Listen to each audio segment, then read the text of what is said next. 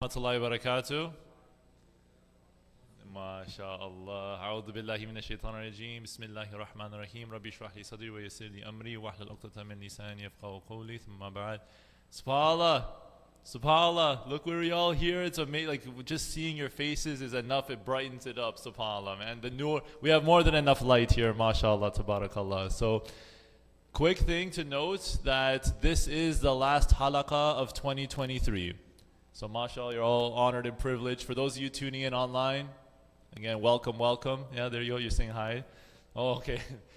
Let there be light. Alhamdulillah, here we are. So just to give you a heads up, this is the last halaqah for 2023. We'll resume in January 2024, inshallah khair. And speaking of this, we're at the end of the year.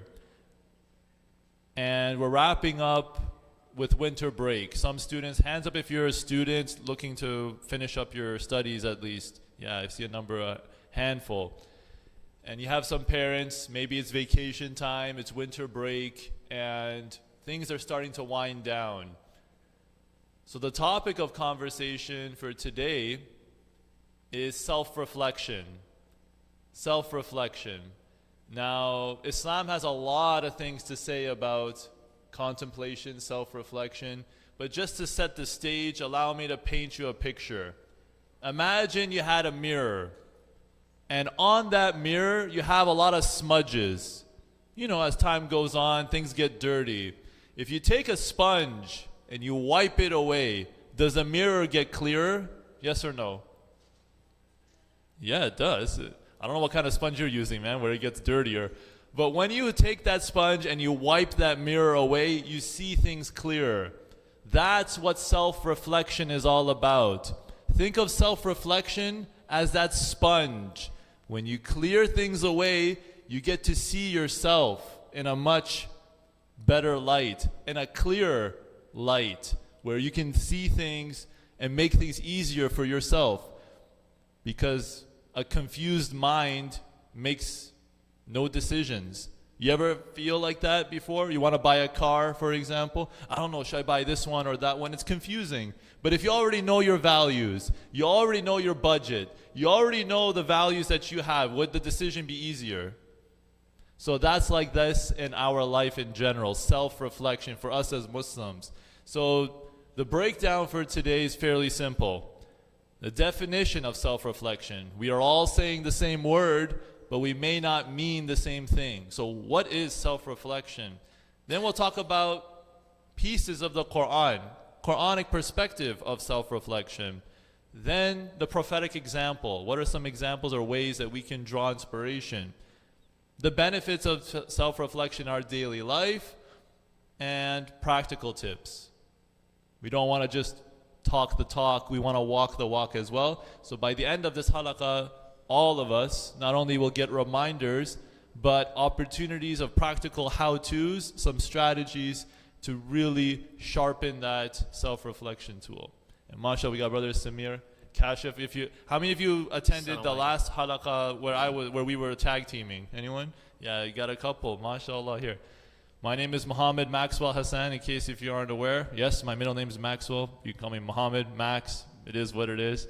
So here we go, inshallah, the definition of self-reflection. You want to take it away with one example, we'll throw it out. Or you know what, actually, before you do, I have an idea. Let's pitch it to the crowd. When I say self-reflection, what's something comes to mind? You tell me. Muhammad. Contemplation. Getting better at things.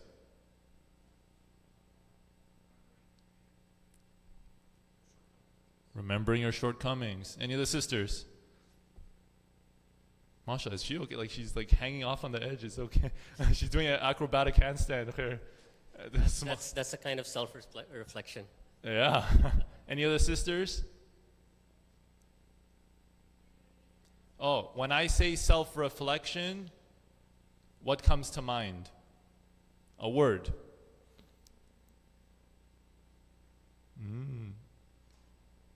Okay, fair. Okay, we can think about it. You can reflect on that. You can reflect on the self-reflection. That's fine. Yeah, go ahead. Learning from your mistakes. Hamda, you got quite a buffet here. Anyone from this side? Self-reflection, what comes to mind? No pun intended, right? What comes to mind? Yeah. Let them simmer on it. It's okay. So I'm gonna use, to borrow a page from your analogy. Like, it was a beautiful, mashallah, the visualization of a mirror. We've got smudges. When we clean that mirror, we usually need, some kind of a spray or maybe a cloth, right? So we need tools. Yeah, question. Reflect on the actions. That's right. And when you move, you can see that movement right away, right? Immediately in real time in the mirror, right? So you can actually observe your actions. And the better you get at inner reflection, the more quickly you become self-aware of what you are doing, right? So we need, the spray, let's call it Iman, right? We need the spray of Iman, and we need the cloth of sincerity to wipe away those smudges. So that was a really good example. So tools, and we're gonna get into what those tools can be and how we can get better at cleaning that mirror.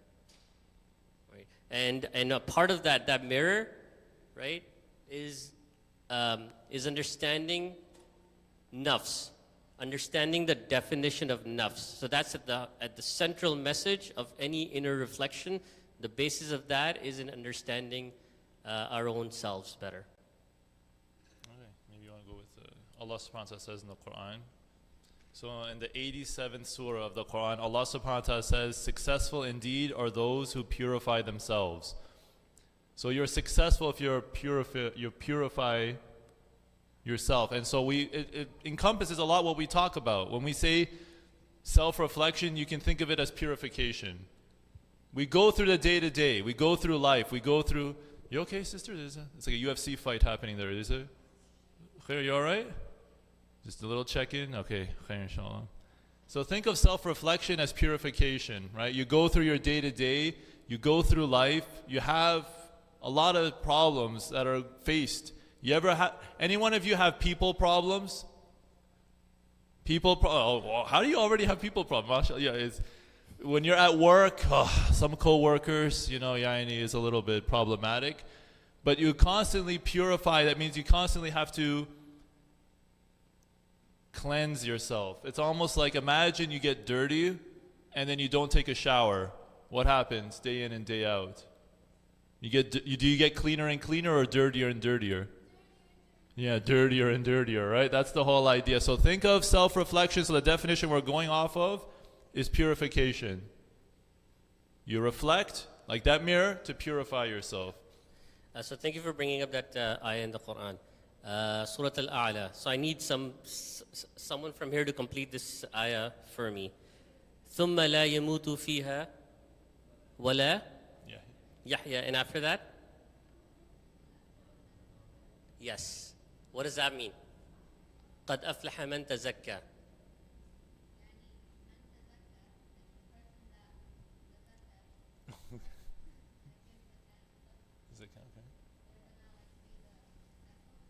Okay. Yeah, the one who purifies himself or herself is the one that's truly successful.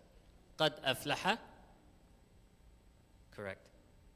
So the idea of purification is built into the Quran, and the Quran offers many tools, right? We talked about tools. So tafakkur is a tool. Tadabbur is a tool. Can anyone tell me any other tools, that the Quran offers that we can use for reflection? Sabr, yeah. Patience, excellent. Yeah. Protection and guidance, yes. Making dua is actually a form of meditation, right? It's a form of reflection.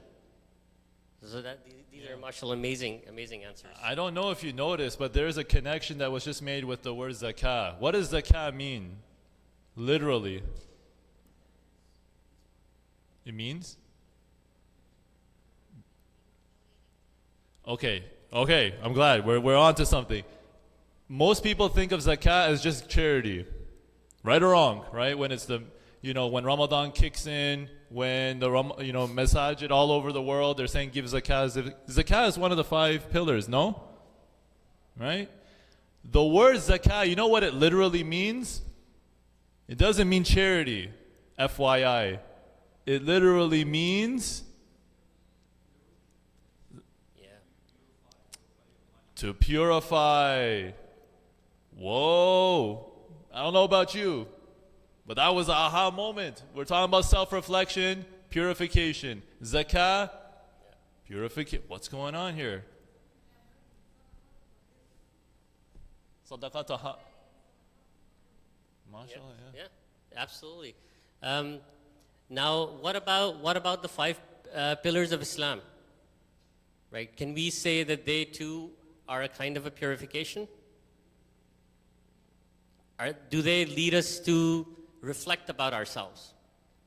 So imagine the gift of salat, right? What did Rasul Sallallahu Alaihi Wasallam do before the gift of salat? Even before he became a prophet, how did he meditate?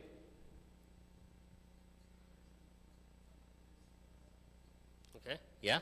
So he was going into self-seclusion, right?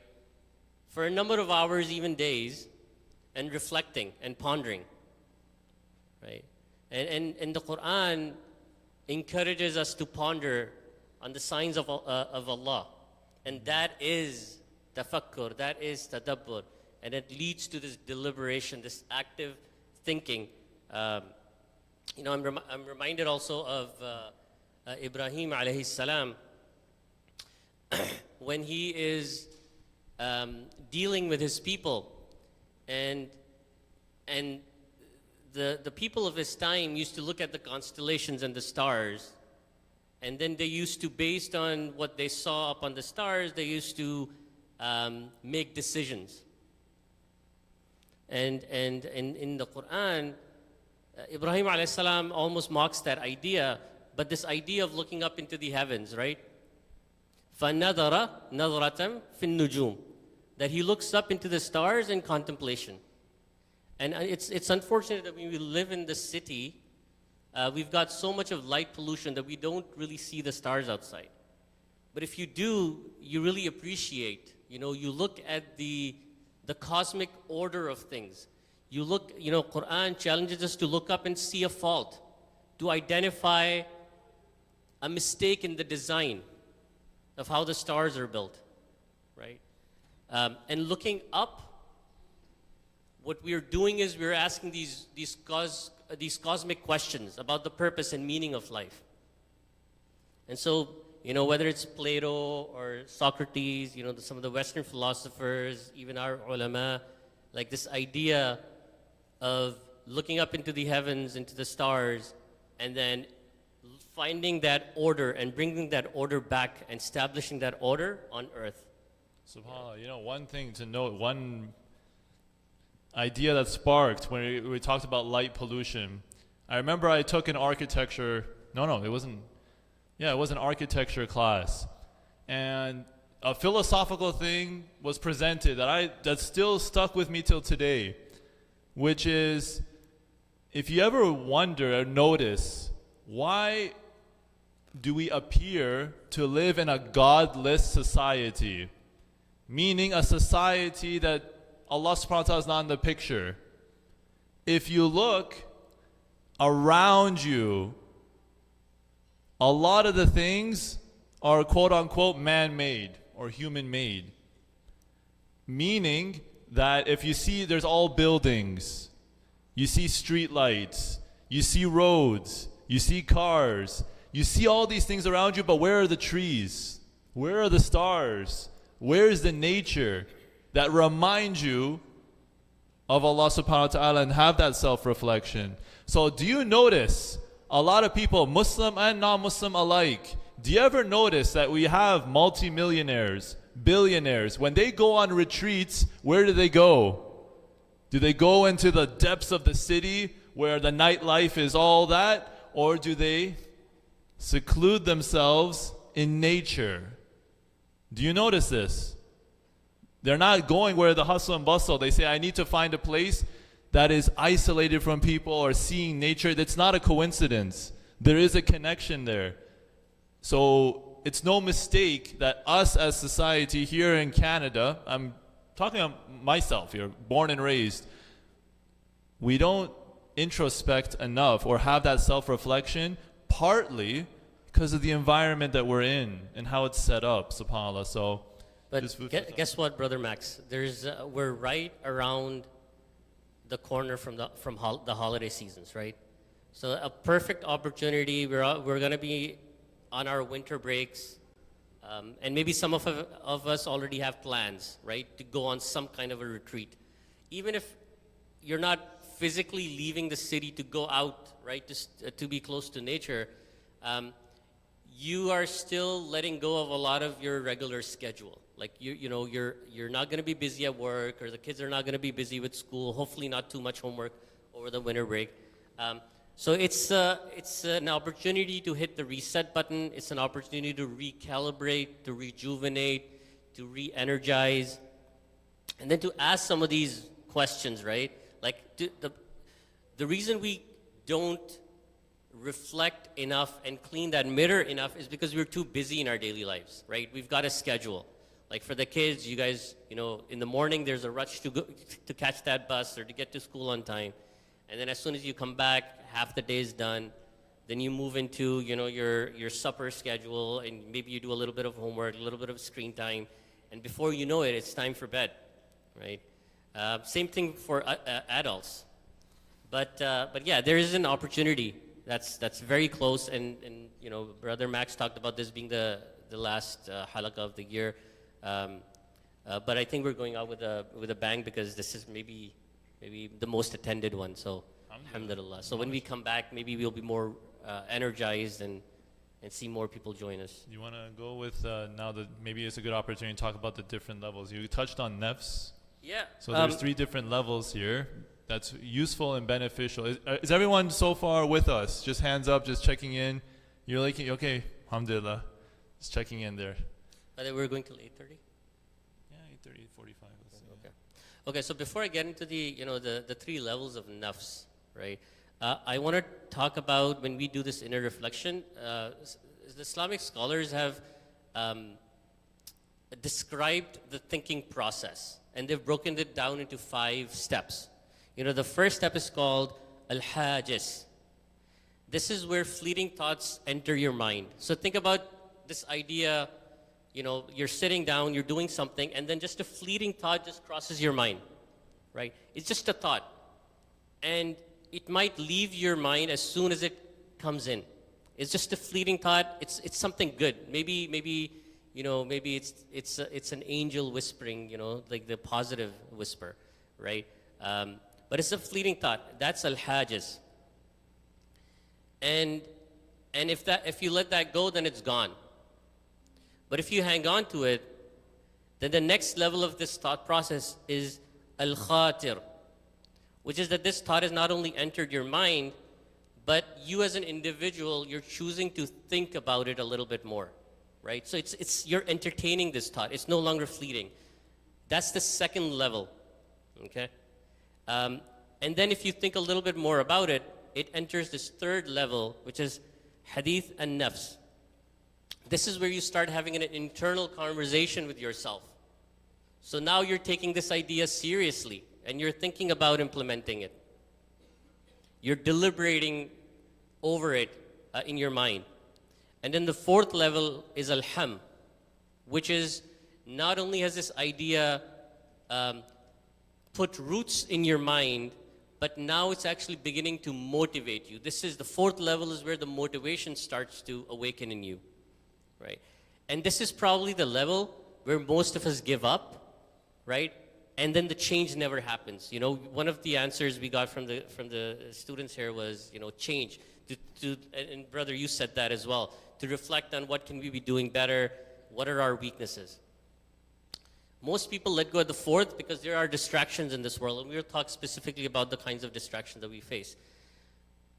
But if you still hang on to it, if you channel that motivation and put commitment behind it, then that enters the fifth stage of your thought process, which is al-azm. a firm resolve to execute on that action. Okay, so those are the 5 stages I need you to think about, right? When you're thinking of an idea, how it moves from just being a fleeting idea that pops in and out of existence to something that moves into a thought that you entertain. And then it moves into something that you have an internal conversation about, that it starts bothering you. Maybe there's something you want to get rid of, a bad habit, and it starts bothering you. That's the 3rd stage.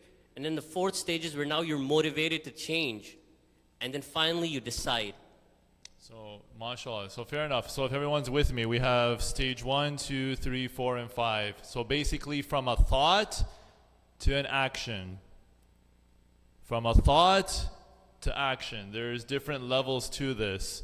Now, maybe what would help is if we had an example of someone going through it. So would you say this is more of a negative thing? Like where someone, let's just say, wants to start small with stealing an object from a store. And they're entertaining that, like the negative side. Or is this like a positive thing where, you know what, maybe I should pray tahajjud a little more. Is it a positive, negative, or is it mostly negative? I'm trying to figure that out so that way we can plant an idea. Yeah. So in Islam, right, your actions are judged by your intentions, so we're not consequentialists, right? So we can think about things. And actually, there's a beautiful hadith in At-Tirmidhi, and I'll just narrate it because I want to get this right.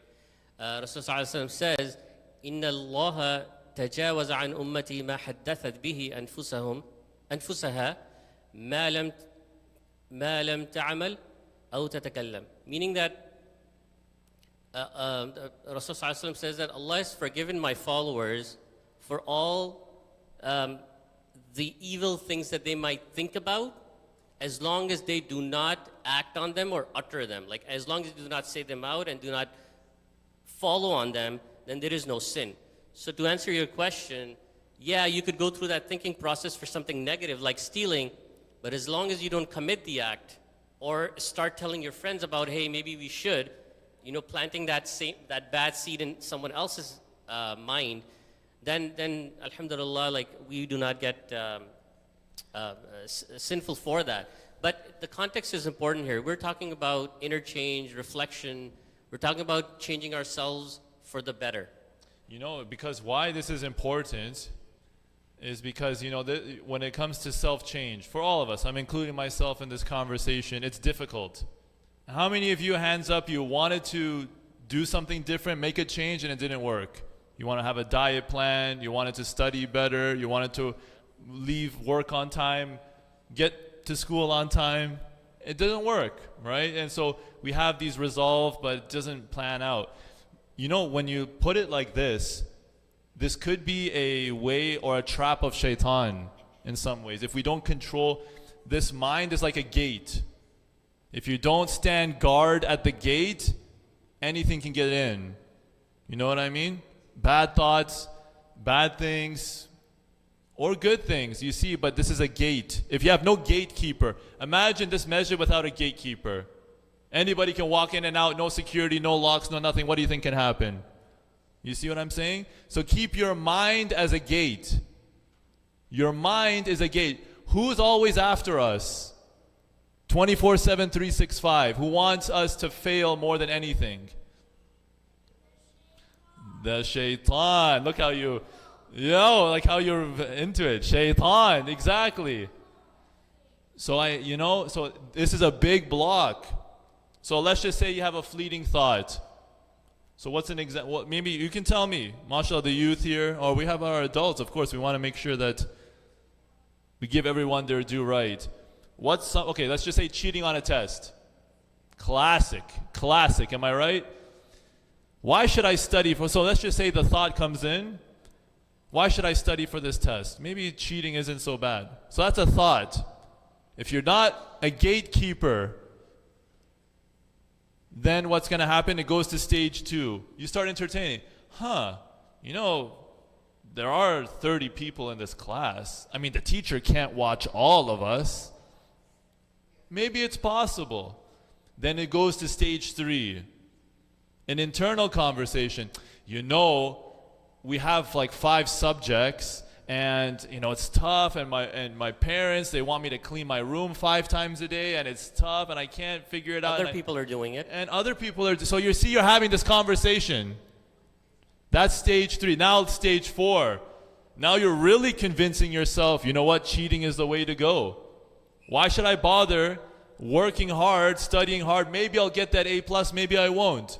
So now you're really motivated to do it, and that takes you to step 5 or stage 5. Now you've decided, pencils are on the paper, the test is given out, and now you take that glance. Where did it all start? Does somebody just randomly wake up one day and say, let's cheat on a test? Or is it that fleeting thought? So similarly, the whole context of this conversation is self-reflection. If we're not being mindful up here, you see, Masha, you took us on quite a journey here. Stage 1, 2, 3, 4, 5. How it could end in a disaster or could work in your favor. The choice is yours. Anything else? Yeah, and the nafs is weak. Imam Ghazali, right? He talks about all of our senses as being a kind of a gate, right? Our eyes can be a gate, you know, that can increase our faith or decrease our faith. All of our senses, right? The things we listen to, the things we say, the things we feel, all of these sensory feelings, right? They need to be guarded. And you know, one of some scholars say that the reason that we have access to dreams when we sleep is because we are cut off from our senses. So the gates are closed, you know, the gate of eye and the smell and the listening. And so it opens up these other spiritual gates and allows us to enter a dream state. But Allahu Alam. But these are some of the things that we need to watch out for as we talk about nafs. And you know, maybe we can talk a little bit now about distractions as well. Sure. Yeah. So waswasa, obviously we understand waswasa. And we mostly think about waswasa in terms of shaitan. And there's definitely waswasa that happens from shaitan. But there's also waswasa that comes from our own nafs. Right? So it's easy sometimes to blame shaitan. Inner reflection, the whole point of our inner reflection is to be able to discern, right? Is this me that I have to fix? Because if it's shaitan, you can read a few du'as, you can do you can make wudu, there are things you can do, and the shaitan goes away and you're done. But if you're still struggling, right, then it has to be now something that is related to your own nafs that you need to work on. So waswasa, remember, are of 2 kinds, you know, not just from shaitan, but also from our inner selves. SubhanAllah, it reminds me of a quick story. I hate to be a downer here, but at the same time, it's always important to look at things as they are, not worse than they are. SubhanAllah, what you mentioned about, we can't blame shaitan for everything, you know? If we're always pointing the finger at shaitan, you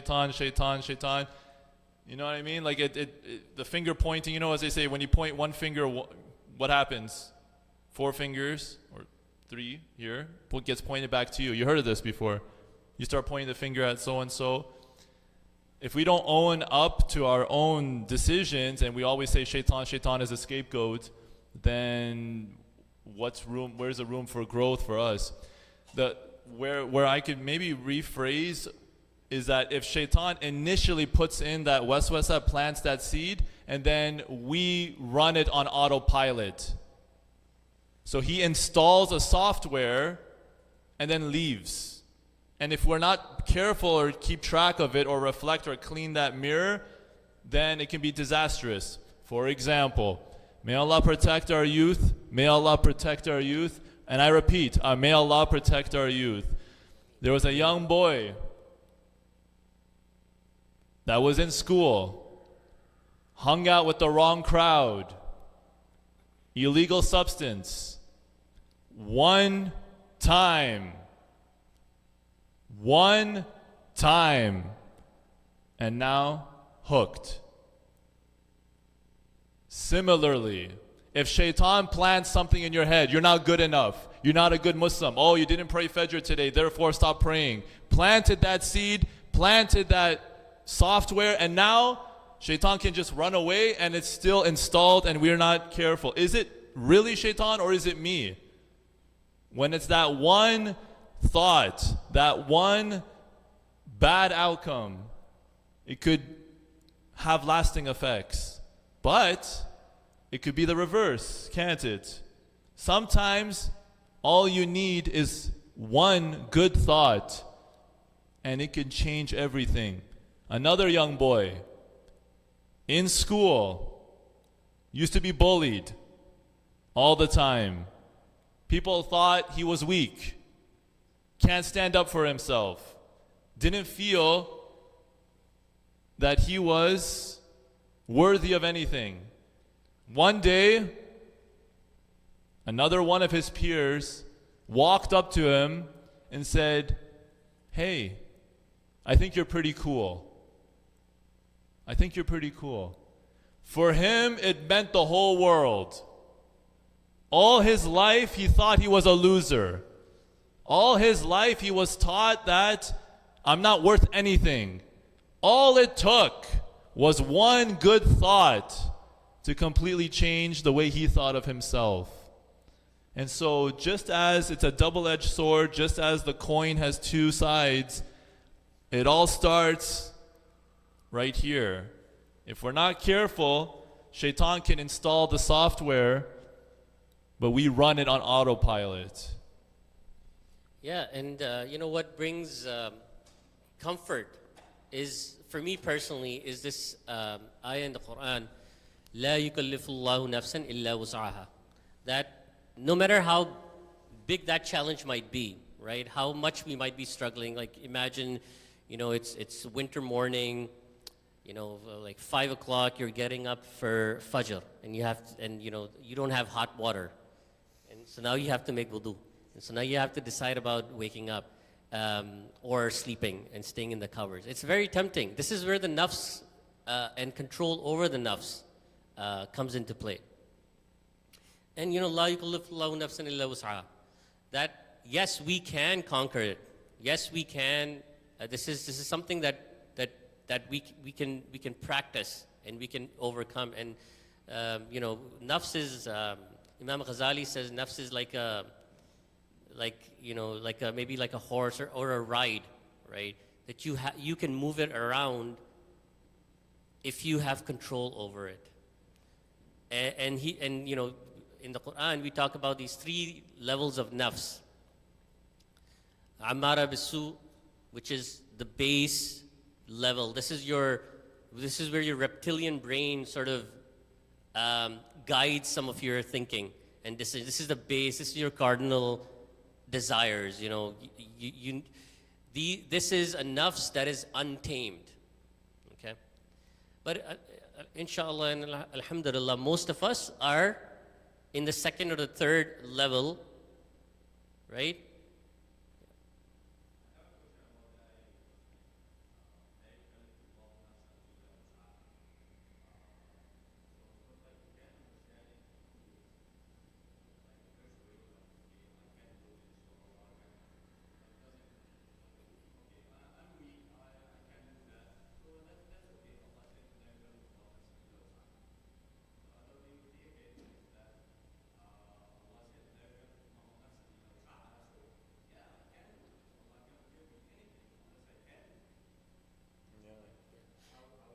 Yeah, so in the case of salat, which is fard, like maybe I'm not strong enough to do sunnah or nawafil things, right?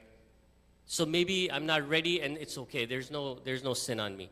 But obviously when it comes to the fara'id, if you have health, you know, you're meeting the conditions, when salat is obligatory on you, then obviously there's no excuse.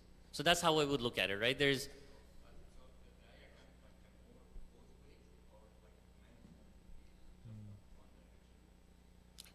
I don't. This is the word of Allah, right?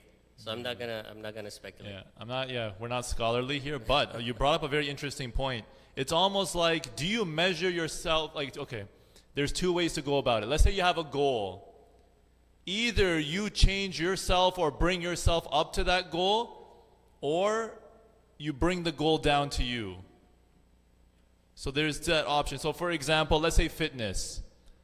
Or okay, here's an easy example. Like where, let's say somebody wants to work out and get a certain weight. Like they can either change themselves to meet that goal and whatever it takes to be an NBA or soccer level athlete. The goal is there, I have to change myself here. Or I can bring my goal down to where I need to be, or what's maybe a club level or what have you. So it's either, do you bring yourself up to the standard? So you're right, Allah subhanahu wa ta'ala does not burden somebody. If you don't have $1 million, Allah is not expecting $1 million donation check for zakah. But at the same time, can you stretch as much as you can? So yeah, and there in all of this, there is this personal element. So we're all made differently, right? Our brains are wired differently. Like for me, like when I was younger, for me it was a struggle to manage my time, right? Like I saw the world as, you know, different things that I needed to get done, and it was about, okay, this is how much time I'm going to spend on A versus B versus C, and this is how I can get rid of whatever's in my plate.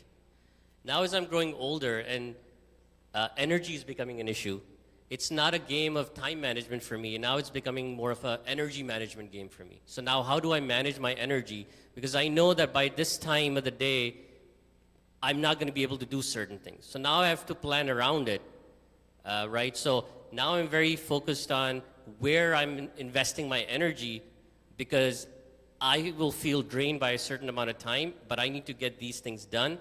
So which thing do I put more energy into?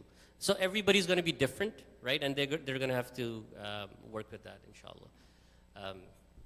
But anyway, coming back to the topic, so we talked about Ammara bis-Su, which is, you know, your untamed nafs, and then inshallah, you know, with the guidance from the Book of Allah and from walking on the, you know, the path of Rasulullah sallallahu alaihi wasallam, that we gain control over our nafs such that we become nafs lawama, which is a nafs that feels guilty, which is a nafs that now can differentiate between good and bad. And so, yes, it may slip from time to time, but it feels bad about it and it wants to do better. This is where the reflection comes in. I mean, nafs amarat bis-su is not even in the business of self-reflection. It doesn't care, right? It doesn't think it even needs self-reflection. But nafs lawama wants to do this self-reflection.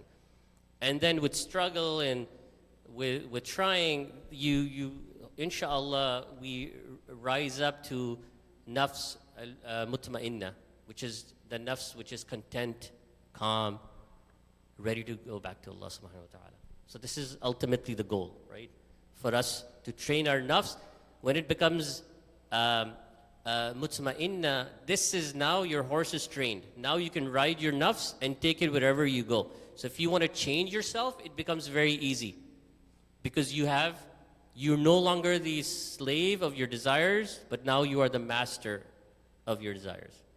Yeah. So there's levels to this. And the good news is that it's trainable. I'm not going to sit up here and say I'm an expert on training your nafs. It's a lifelong journey. But if somebody, have you ever met, hands up if you know someone who's very impulsive, can't control, like whatever something happens, I just have to buy that, or their anger is off the charts. Anybody know anyone like that? Very, very emotional, like very impulsive. Oh, I'm hungry, and then they just push everything on. They open the fridge and they just, gobble. Like, no, nothing. So like that horse, no, don't point to him, man. What's wrong? Come on. So the idea is that it's trainable. That's the good news. It's not like, Allah made me this way.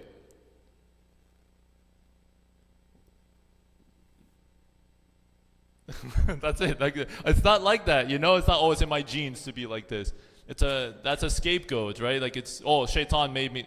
You get the idea, right? Self-reflection is something in your hands. Because at the end of the day, one thing to note here, like the whole point of all this, what's the whole point of self-reflection? What's the whole point? It's to get to Jannah. Right or wrong, right? Are we doing this for fun just because it's whatever?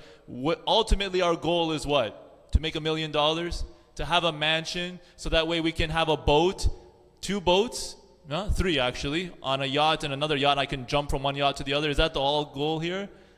The whole point is that we reflect and so Allah is pleased with us. It's not our good deeds alone that will take us to Jannah. It's by the mercy of Allah. If you don't know, or I don't even know what's wrong or where I'm off course, then what hope do we have? I think Allah subhanahu wa ta'ala mentions, forgive me, may Allah for half a student, in Surah Al-Mulk, if I'm not mistaken. Isn't there an ayah talking about, is the one who knows equal to the one who doesn't? Is there? Correct me? I think so, yeah? Is the one who knows equal to the one who does? Am I right? Forgive me if I make mistake. It's something like that, right? No. The idea is that, like, is the one equal to the, like, if I have knowledge and you don't, are we the same? Yeah, okay, so Hamza, thank you for the confirmation. So there you go. So the idea is that if you know more about yourself and I don't know anything about myself, are we the same? Will we function the same? No, right? So the whole point is for us, inshallah, may Allah reunite all of us in Jannatul Firdaus. That's the point. That's the point. You want to take a moment here, one thing about the prophetic reflection, then we can dive into some techniques and then Q&A? Is that fair? Yeah. Or, something from the Prophet ﷺ to drive inspiration. You know, we have the cave of Hira, that's one thing, but maybe something that's every day, maybe seeking forgiveness and making dua, something that we can... Yeah, I mean, there's so many different things. Like, I know you've got a list there too, so... the gift of the prayers, maybe. I mean, you know, the biggest gift that we have, the biggest ni'mah that we have, you know, is the Quran itself, the light of the Quran. And reciting the Quran is the best, you know, salat and recitation of the Quran. Those are your, that's obviously from the seerah of Rasulullah, but it's also a form of guidance, meditation. So as much of salat and sujood that we can do, standing in Qiyamul Layl, doing tahajjud, like those things are amazing for inner reflection. A lot of insights happen. Like one of the things that scholars talk about is like when you do this level of reflection, then there are certain spiritual insights, right, that start to take shape. Like, and I know some of us in some point in our life may have experienced a little bit of this, like this spiritual intuition, where we can tell if something is right or wrong. We don't know, we can't explain it. This happens in Ramadan as well, because in Ramadan our spiritual levels are very high. This is firasa, right? This is this spiritual insight. There's a there's a story.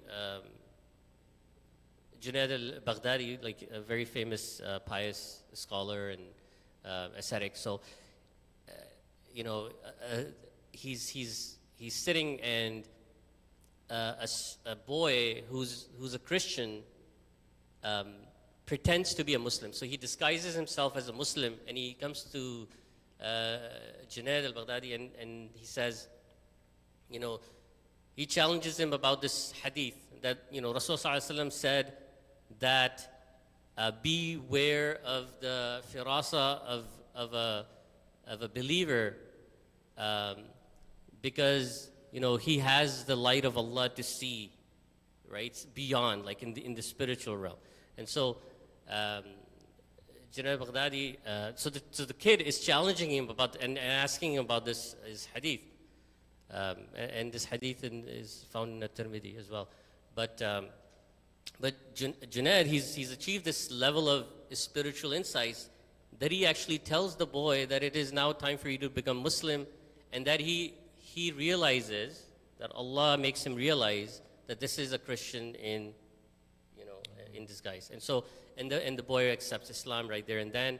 And so these are some of the stories we find like in our traditional books talking about how like this inner reflection can lead to lots of beautiful insights, and that's beyond our normal understanding. MashaAllah, that's like very fascinating. I guess we're going a little into the intangible side of things, but it's almost, I think, if I'm not mistaken, again, correct me if I'm wrong, there's also a moment in the Quran where Allah subhanahu wa ta'ala is talking about people where they see with their hearts. So it's not just seeing with your eyes. People see it to believe it. I'm interacting with you. I'm looking at you with your eyes.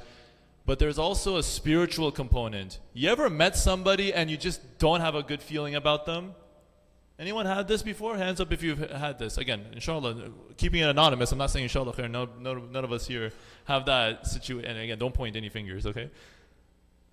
You can't explain. I'm not saying, I'm looking at the person. It's not just, I don't like the color of your eyes, but it's just there's something there. And if it's a muscle, iman is a muscle. Yeah? There's some days where I feel like, wow, mashallah, I feel like I'm on top of the world. And then there's some other days I say, Ya Allah, oh, I don't know, man. I feel pretty embarrassed in front of Allah subhanahu wa ta'ala. So it's a muscle. The more, if you don't use it, you lose it. So if you lose that spiritual muscle, you lose that sight. If you don't tap into it, you don't feed that soul, you don't feed that, if you don't nourish that whole component, then guess what? Don't be surprised when it's so difficult to pray. Have you ever met people like this? And again, I'm including myself in this conversation, where it's difficult for people to pray. Come on, man, let's go pray. Yeah, later. Buddy, Allah subhanahu wa ta'ala is telling us to pray. Give me some time. I have to work on this first. It's tough. And it's no secret that salah is all about spirituality. You're not eating anything when you're praying. Yeah? It's for the soul, the ruh. Allah is saying, time to connect. And if you and I are saying, maybe later, there's something there. You see that muscle is not being developed. It gets weaker and weaker. Islam is not genetic. Islam is not genetic. It's based on actions, right? And so you can take someone born and raised Muslim and subhanAllah, they take it for granted. They don't pray. They just whatever, and then it's gone. But take somebody else who's put in the work and does everything that they can do. SubhanAllah, there's that. You want to take a moment now to go into some of the techniques that we want to share some, and then open it up to Q&A? Yeah, actually, maybe let's just move into Q&A because time's not on our side. Go ahead. Sorry. No. Can I share one last thing, if I may? At least one technique, at least something to walk away with when it comes to self-reflection is twofold. One, dedicate time every day for that. Meaning 10 minutes. Does everybody have 10 minutes in a day? Do you have 10 minutes? You have 10 minutes? Right? Do you have 10 minutes? I'm asking for an hour. Does everyone have 10 minutes? MashaAllah, we're not so, CEO, Fortune 500 companies that everything is, if you're in a household, MashaAllah, tabarakallah, I know every minute counts, but everybody has 10 minutes. If you carve out 10 minutes, it could be right before you sleep. It could be right at Fajr. It could be at any time that you feel like I need to carve out a time. Take 10 minutes. What did I do today? How am I feeling today? How's my check-in? You see? Carving out that time, being intentional. If it's not scheduled, it doesn't get done.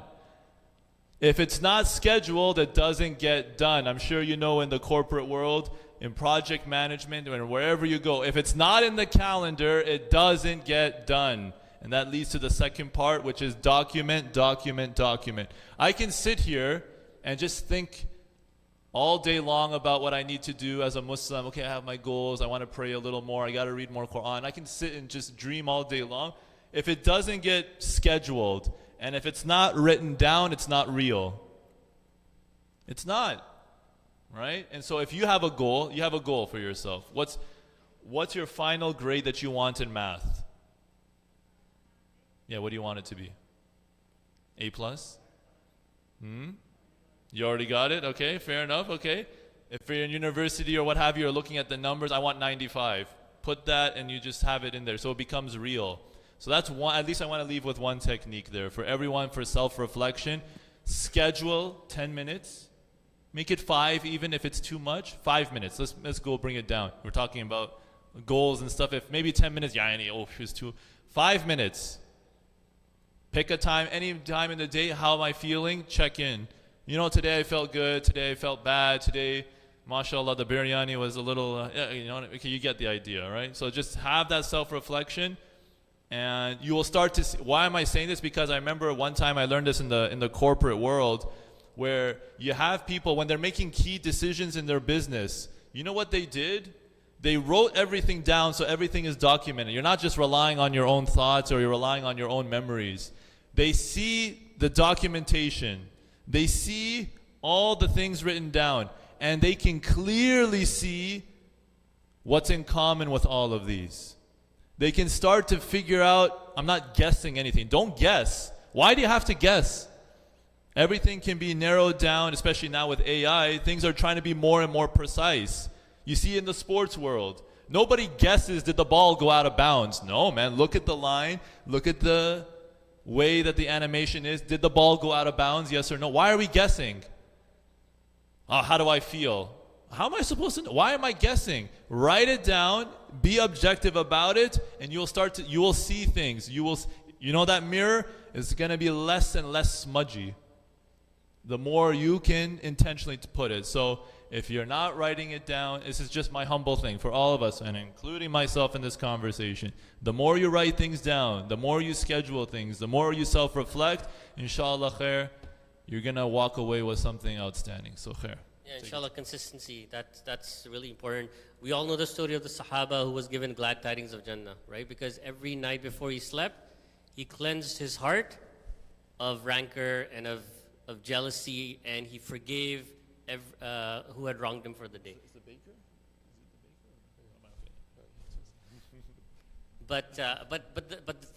But it's the little things, but the consistency behind them, right? You may be donating $1, but if you're doing that every day, that consistency speaks for itself. Okay, Bismillah ta'ala. Can someone actually just quickly in 2 minutes summarize the discussion for today? What's one thing you took away from the conversation? Anyone? Okay, Ahmed. Reflect. Okay, no, he says reflect. Okay, we'll repeat after it. So reflect. Okay, what else? The title is self-reflection. What else? Give me something. Improve. Okay, khair, inshallah. Okay. Fair enough. Maybe 2 sentences. Yeah, go ahead, Ahmed. Anyone from even back there? No, guarding. She's saying. Yeah. Guard this. It's a gatekeeper, Yeah. right? You don't just open the door to anybody, right? So be mindful of that. Think before you act. Okay, mashallah. Don't blame everything on shaitan. Give shaitan a break. Winter break, I guess. So, all right. What else we got? Anything on this side here? Any of the? Okay, let them still reflect on the self-reflection. It's all good. Yeah, no. Oh, we got. Forgive me. Yeah.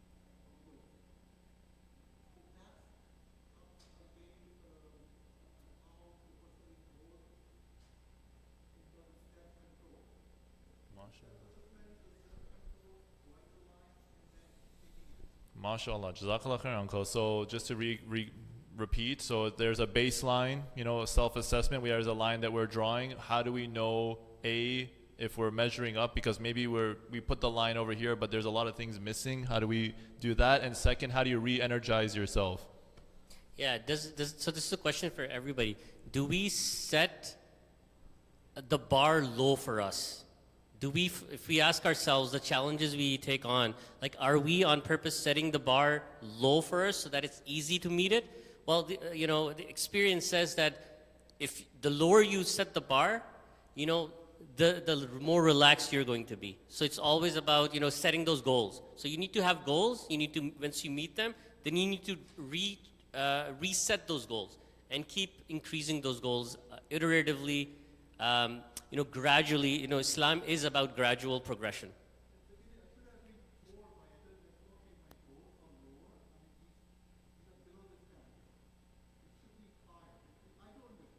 Okay, so so what? Okay, one, yeah.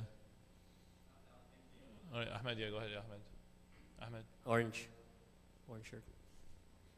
Go for it. Hey, go ahead, go yell.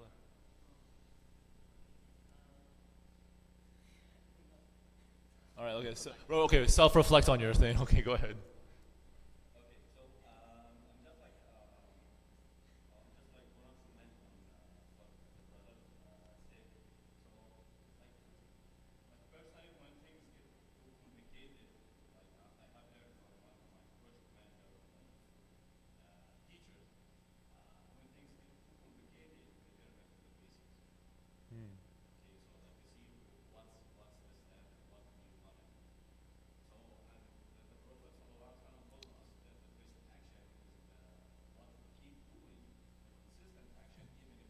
Yeah.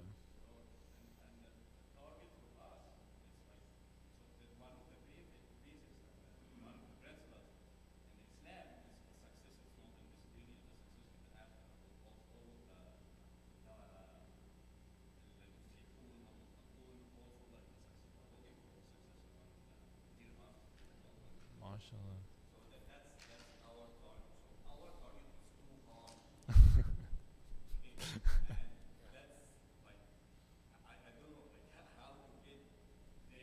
Makes sense. SubhanAllah. So that's.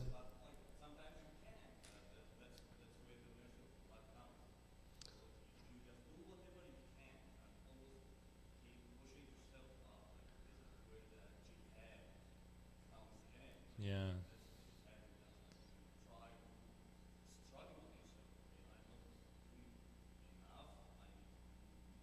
MashaAllah. So I think 100%. I think I'll combine your second question with this. You can keep the goal but change the plan.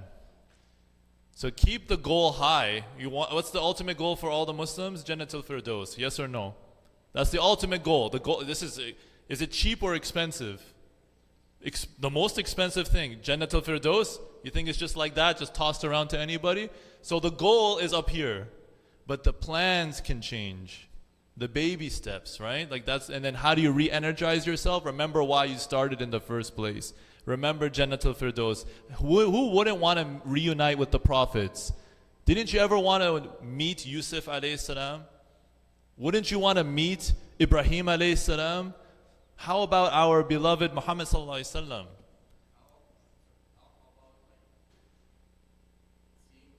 Seeing Allah, yeah, Allah subhanahu wa ta'ala. We've been praying all this time. You say, you know what I mean? So all of this, you say, remind yourself why you started and it's different for everybody. Some people are motivated by that. Some people are motivated, I just don't want to go in Jahannam. Jahannam's too scary for me. Some people are motivated by fear. Jahannam, they see the ayahs and they shiver. And they hear the ayah and they shiver. So, and there's one way of looking at the line analogy where it could be subjective, but objectively speaking, the line's been established, right, by Allah. Like the faraid is your line. Now you can already match yourself against that line and go like, okay, maybe I need to start praying Fajr, right? Maybe so you already know you're below the line in some aspects, on the line in other aspects, maybe above the line in other aspects. Maybe zakat, you're above that line because you're not only doing zakat, but you're doing much more than much, most people are doing a lot more charity and giving, right, than just zakat. So you're above the line there. So that's the objective line. And then inshallah you can set your own goals against where you see yourself, and Allah makes things easy based on what you want. Yeah, as I say, you don't change Islam, you change yourself to fit into Islam. We don't cherry pick and have a buffet. Oh, Islam says, here, here, here. The standard is met. You mentioned the 5 pillars. Even I think there was a companion, one man went to Rasulullah, he said, if I just do the basics, will I enter Jannah? And Rasulullah said, yeah. You're telling me that my ticket to Jannah is if I pray, zakah, hajj. Help me out here. Saum and Shahada. Okay, yeah. La ilaha illallah Muhammad Rasulullah. There you go. So that's a nice standard. That's a nice objective baseline. You're right. Fair enough. Any other questions or comments about today's topic of Salah? MashaAllah, it's quite a heavy one, right? But I think, at the end of the day, if we take that moment, walk away and say, you know what, time to reevaluate. I like that word self-assessment. That's another interesting one. Assess yourself. You go to work, they measure your work performance. I heard in an organization, you know what they do? Man, I don't know what to say about this, but this is reality. Sometimes a very large, you know what they do? Every year, they do an analysis of the work performance, let's say it's sales or what have you, and every year they have their own metrics in terms of how well you're performing. If you are in the bottom 10%, cut off right away. That's how cutthroat it is in corporate. So if you're not constantly measuring up, it could be very intense, you're right, like maybe to the point of insanity where, it's like, oh my gosh, I'm not good, and then it spills over, it's unhealthy, your family gets affected, your health gets affected, it can get to that breaking point. But at the same time, how am I supposed to know how good I'm doing if I have no standard? When we're all praying, do we know how close we are in the salah? We fill up this masjid, mashallah, row by row. Do I know how close you are to Allah in that salah? Do you know how close I am to Allah in that salah? There's no standard, right? There's no standard right there to measure.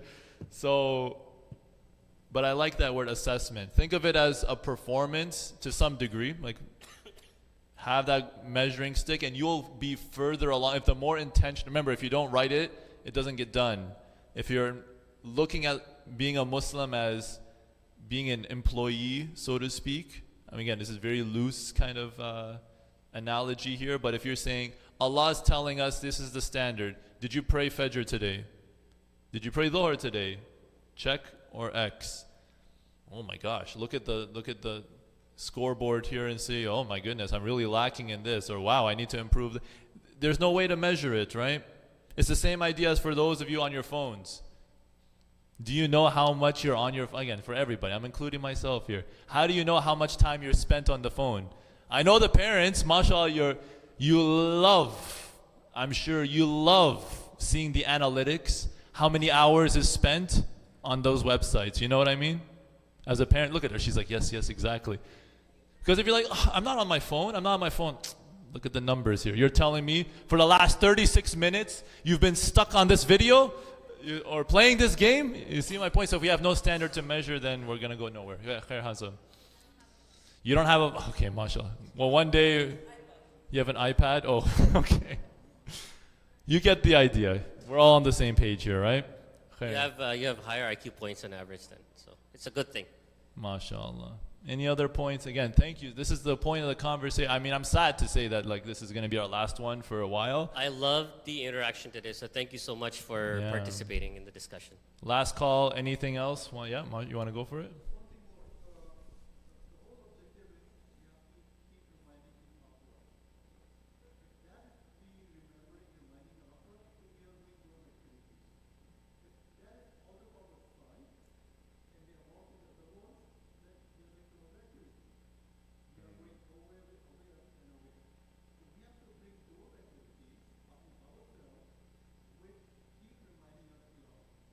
Beautiful. Yeah, okay, For sure. So that And you being here, right? All of us being here, like this is Friday evening, we could have been anywhere. So choosing to come here is reminding ourselves of akhirah, right? Yeah, man, so I like how you pointed out. Everything has to be tied to akhirah, tied to Jannah. So if a goal or an action is just by itself, it won't stand up. But if you say, I appear here in the masjid, I'm praying, and the connection, the goal is to earn more akhirah, invest in my akhirah bank account and do good things. Every action, and you said it, our actions are judged by intentions. When you give zakah just like that, without any thought put into it, just yallah, here, let me write a check in here. There's a fundraiser coming up here in Sayyidah Khadija, December 30. December 30 is the fundraiser. If you just say, yallah, I'm just going to write a check and here you go, just like that, okay, that's one way. But why don't you get more bonus points by tying that to your akhirah bank account, right? I intend every salah that you do, everything that goes in the masjid, you get a piece of that pie. How amazing is that? And I want to also stress on this point that you mentioned here about the fact that we're here on a Friday night where so many possibilities can go wrong. I'm talking about the youth. May Allah, and again, I'm going to speak directly to the camera here, For our brothers and sisters, for our youth, our young ones who are in the clubs, for the ones who are out, the ones who feel like, there's no point, I'm a Muslim by name. I don't feel any connection to the deen. Please come back. Please come back. This is your house. Allah subhanahu wa ta'ala is always here for you. No matter how far you feel like you've gotten, no matter how astray you feel you've been, Allah subhanahu wa ta'ala has 8 gates of Jannah for a reason. There's a reason. No matter how bad things are, just like a GPS, you can make all the wrong turns, but it will always recalculate to Allah subhanahu wa ta'ala. So if you can take that moment, have that aha moment, sooner rather than later, the finish line is here. This is your finish line. This is our finish line. This is everyone's finish line. So if we take the time to self-reflect and hit the pause button for a second, say, why am I really doing this? What am I really doing this for? Am I hanging out with the right crowd? Am I doing everything possible to make sure that I get closer to Allah subhanahu wa ta'ala? For you, for me, it never ends. The only time it ends is that our air leaves our lungs and it's time for janazah. That's the ultimate end. And we pray to Allah subhanahu wa ta'ala again. Sometimes people with the worst past can create the best future. Sometimes people with the worst past, no matter how bad you think you've got it, Allah subhanahu wa ta'ala is always here. You can always wipe it clean. You can always have a fresh start, but it starts with you. Okay, inshallah. And so with that, really, truly, truly, from the bottom of our hearts, we really appreciate your presence. We pray to Allah subhanahu wa ta'ala this has been beneficial in any way, shape, or form. And subhanAllah, just seeing your faces, I told you in the beginning, the nur, let there be light, and light came. Just seeing your faces is nur enough. So we ask Allah subhanahu wa ta'ala to protect our families. We ask Allah subhanahu wa ta'ala to be even better. Come 2024, we're better than 2023. And that we do our absolute level best, inch by inch, millimeter by millimeter, every day to improve one thing. Because it adds up, like a snowball. It will quickly add up before you know it. So whether it be, hey, I got to get my prayers in check, or you know what, I got to start crack open the Quran. Whatever it is, whatever shortcomings that you and I have, if we make a concentrated effort, no doubt Allah can supercharge the blessings out of that, but it all starts with you. Brothers. ربنا آتنا في الدنيا حسنة وفي الآخرة حسنة وقنا عذاب النار اللهم أنفعنا بما علمتنا وعلمنا ما ينفعنا ربي زدني علما ربي زدني علما ربي زدني علما ربنا افتح بيننا وبيننا قومنا بالحق وأنت خير الفاتحين اللهم صل على محمد وعلى آل محمد كما صليت على إبراهيم وعلى آل إبراهيم إنك حميد مجيد اللهم بارك على محمد وعلى آل محمد كما باركت على إبراهيم وعلى آل إبراهيم في العالمين إنك حميد مجيد سبحان ربك رب العزة عما يصفون والسلام على المرسلين والحمد لله رب العالمين. All right, inshallah, see you next year. Inshallah.